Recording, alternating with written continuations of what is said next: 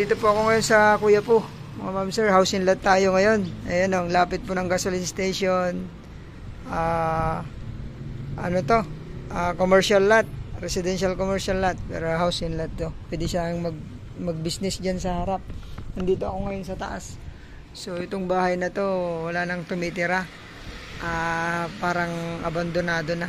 May pamangkin lang dito na naka ano dyan. Pero ano na po ito, talagang wala nang nakatira, pinabayaan na rin. Pero andito na, sa mga gusto lang naman po ito, so may re-repair rin, talagang re-renovate to. Pero ang mga renovate nito, mga ceiling, ganyan. Pero itong bahay matibay pa siya.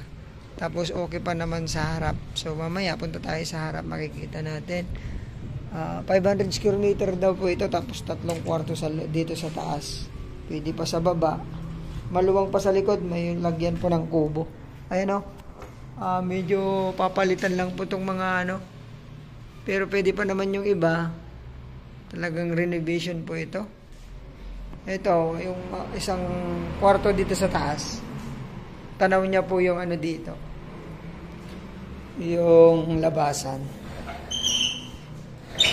Ayan, dito naman tanaw niya.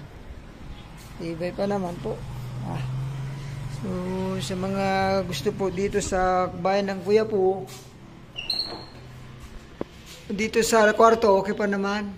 Pero talagang papalitan na rin to para ano. Tapos, pintura. Ito yung pangalawang kwarto dito sa taas. Ayan o. Sira na po yung bubong. Ay, yung ceiling niya. Maluluwang, tapos may abang na aircon.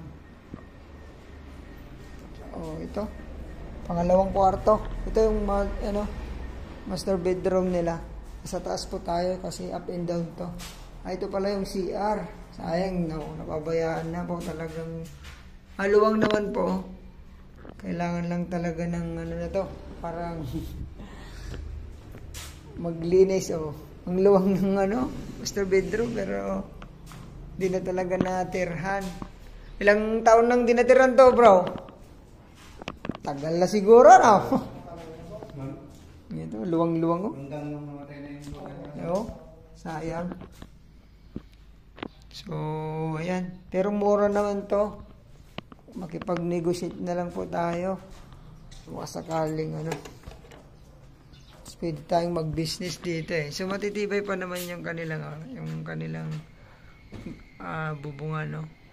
Pero check na lang itong mga ito. Papalitan, no? Kap. Mga ceiling na. Ceiling. Yan sa likod. May kubo daw sa likod. Tara po, sa baba. Andito tayo sa sa may pinakamaluwang na kwarto sana. Ang ganda sana nito. Mga pintura. Pwede pa to. So, pintura, ceiling, problema. Pero ang gaganda ng mga Tara, sa baba. Kap. Up and down to, 500 square meter more or less. Tapos, title property. Ay, nalaging imbakan na rin ng Ano to, bumibili ka, Brad? Okay pa naman dito sa baba. Okay po siya. Sa taas ang medyo kuha na yung ceiling niya. Ito, labasan na, bro? CR. CR pa rin. Ginagamit mo? Okay, ito, CR. Dito sa baba. So, pangatlong CR po ito. Okay, maluluwang yung CR, no? Napabayaan lang talaga. Ito naman yung kusina nila. So, wala na rin tubig. Yung tubig. So, putol yung tubig, kuryente, papa-reconnect na lang. Ito yung sa likod. Maluluwang pa rin pala sa likod. Dating may kubo, bro. Dito. May tanim-tanim na gulay. So, pero yung likod na hindi na. Ano? So, yan. Okay pa naman. Kunting lang. Repair. So, walang kwarto pala dito sa sa baba. Maluwang na salas, tapos kusina. Ito naman, parang din, salas din nila, Itong mga gamit, may iwan. Wala naman na. So pwede pang imbakan dyan, bodega. Ito may magaganda itong nila, pinto na nagbili. Tapos nila. May gate na rin. Ito yung labas. Hanggang dito lang, bro. Ito na ba yung boundary?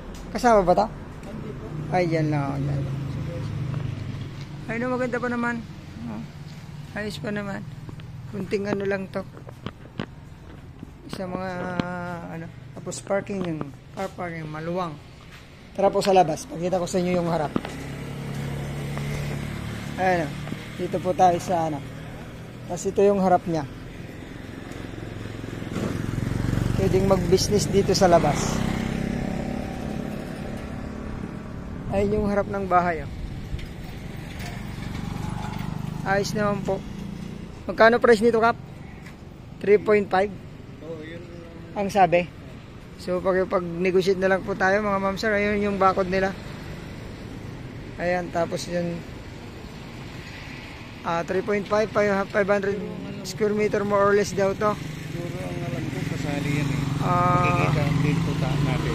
Pag-usapan na lang po. Baka sakaling makapagbawas tayo kasi may maraming papagawa. Ayan. Ang lapit po ng... Hindi to bayan, no? Hindi to bayan pero may mga commercial lot po dito. May mga nagbi-business.